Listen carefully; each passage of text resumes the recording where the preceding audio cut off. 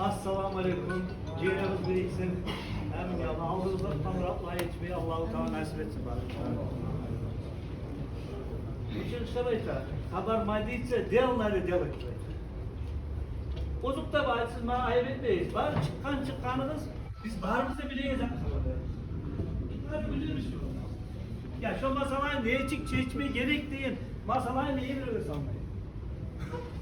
Gerçekten yerti bağırlarla buzluk bana ertiriyor. Ya yana hiç bağrımızda cihil, her masalayı çekmeyi, bağrımızda cihil bir masalayı çekmeye kadar bana ertiriyor. Ne çekilir?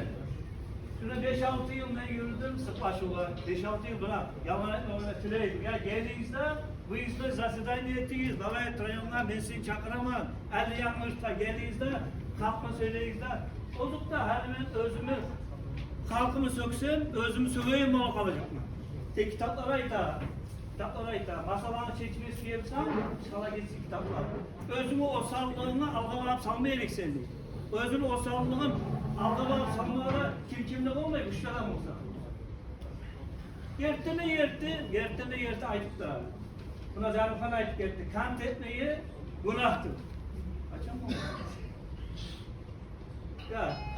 Şu bizim ufaktıran 5 boylukta sağlık bizim millet ufay.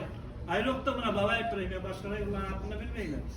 Baba ettireyim ufay şunu 5 boylukta sağlık.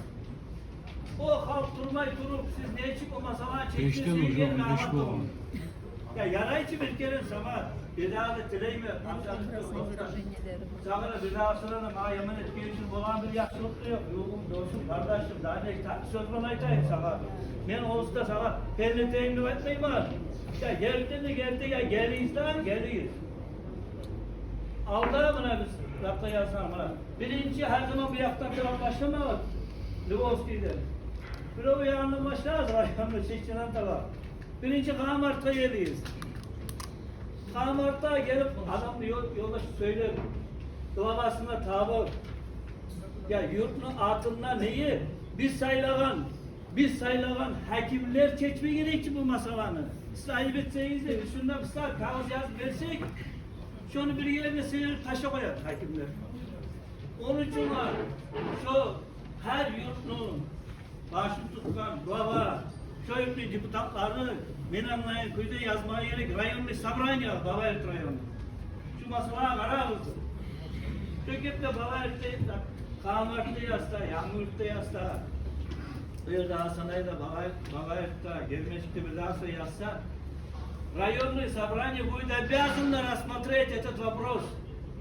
İş olanı özlemli решение ясын народный собрание çıkartmış o zaman da ben anlayıp bir geçir o iş etkiye olalım. Şöyle morsu bir geçir o terbiye neye olardı? Ya geliyiz. Olduktan yanlayla. Şimdi bizim halk ufay anlat olmaydı abi. Gelip anlatsa şöyle de etse şu halkı yatağın hayrete itemiyor çocuğu.